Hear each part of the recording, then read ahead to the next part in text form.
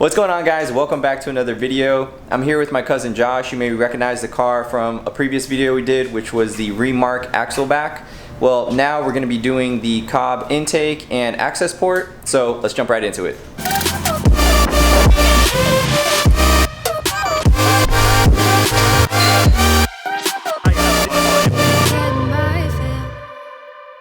So first we're going to be removing the snorkel, which you're just going to use a flathead. Just pop it out.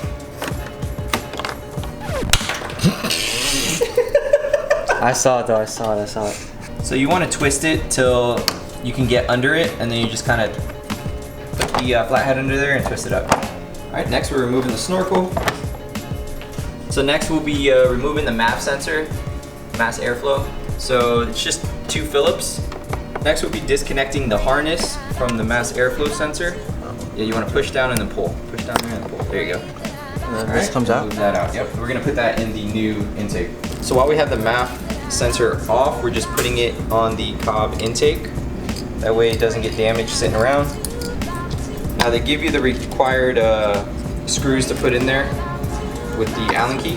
Alright, so next we're going to be removing these vacuum hoses, just unclipping them and moving them out of the way since we're going to be taking this whole thing off. So next we're going to remove the 2 clamps right here and here. You can use a flathead, or you can use, I believe it's an 8mm if you want to do that way as well. So once you have these 2 clamps loosened, you don't want to take that off yet. We're going to go ahead and take this bolt off down here with a 10mm, and we're using an extension because it's pretty deep. So small 10mm on this side since there's not much room to work with. So we're going to remove the box and try to take this clip out that's holding the wire from inside the intake box. And one less fight.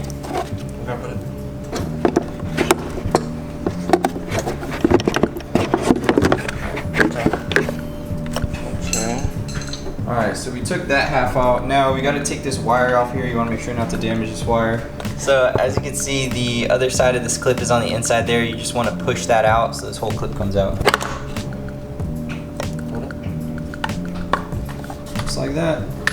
So we went ahead and cut the rubber to fit the intake box.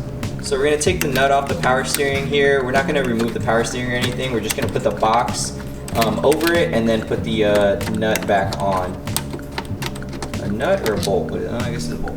So now we're putting the box in, and the box is going to go right here, and we're going to put that bolt right back through the power steering. So we have the MAF sensor wire in here. It did suggest to pass it back through there and under, but then it seemed like it wouldn't be long enough. It would be falling short, so we're just going to leave it on the inside here and then connect it from there. So next we're going to be installing this bracket here. Now it goes underneath the airbox, and so it's going to sit between the airbox and the chassis, and we're going to line this hole up here so that the bolt goes through both of them. So there's a bolt right there that we put in, and this is what it's going to look like. So next we're going to use a bolt that Cobb provided and the nut that came on the car already, just to connect this bracket here to the airbox. So next we're going to be putting the air filter cone on the MAF housing. Right on your phone. No, I missed. I'll put that in the video button.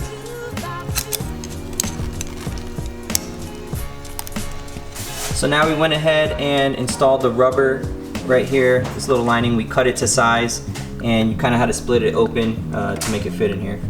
Putting the intake silicone here, connecting it with the clamp, and we're going to do the same thing. We're going to put the clamp over here.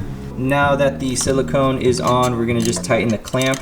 You also want to make sure that the bracket is right here, kind of hugging the intake. So now we're going to put a bolt through the bracket and into the intake. Once these 2 bolts are in, one there, we're going to go ahead and plug in the MAF sensor. I guess unless you cut it from this whole wire harness that it's connected to, you could probably create some more slack, but we're just connecting it through here. We're going to have a box on top of it anyways. Alright, the last step, we're going to be putting the top of the box on. They give you the bolts you need and the little tool. So one thing with the 2019, the stock snorkel doesn't fit with the Cobb, so they give you one. So we're gonna be putting that new one on now. So now that these two are in here, these clips, we're all good to go.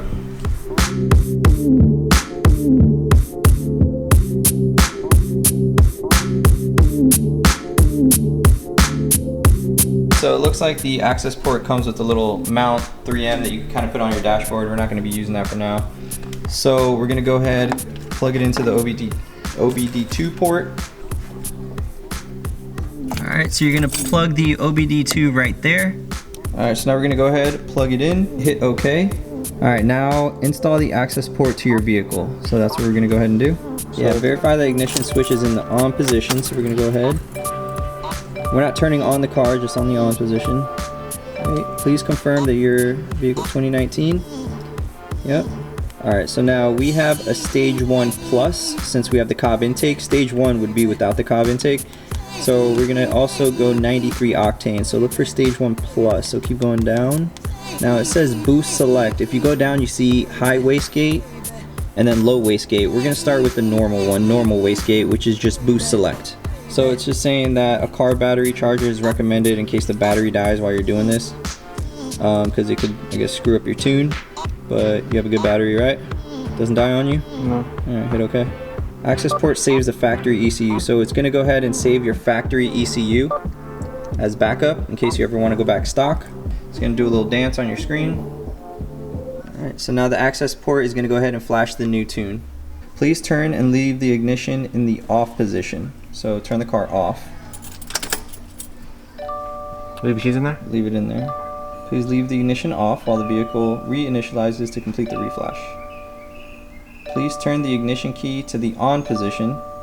So not all the way on, like don't turn the car on, but just turn it in the on position. Hit continue. Installation successful. Please turn the ignition key in the off position for at least 15 seconds and then start the vehicle before starting. So let's turn the car all the way off. Right now? Yep. Don't turn it on yet. And we're for at least 15 seconds and we're going to start the car up. Yep. All right, go ahead, start the car.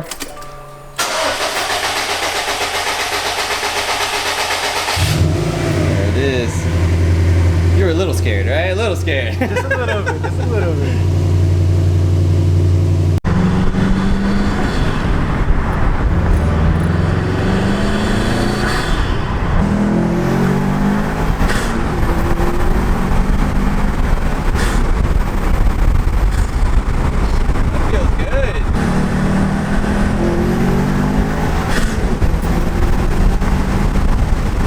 So if you have an STI and you're still on that stock tune, I definitely recommend getting this Accessport. The tune that comes on this is night and day difference in the stock tune. Like I almost feel like they ripped me off by selling me an STI with that tune that it comes with. So definitely get an Accessport.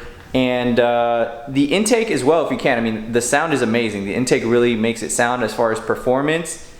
It's debatable, but the sound is amazing. It is, you know, the price you're paying for the sound. Some people will say it's not worth it, but definitely at least get the Accessport, get that tune installed in your car, and you're gonna feel how smooth the car feels. Like always, guys, thank you so much for watching. If you enjoyed this video, make sure to give it a thumbs up, subscribe if you haven't already, and see you guys on the next one. Thanks.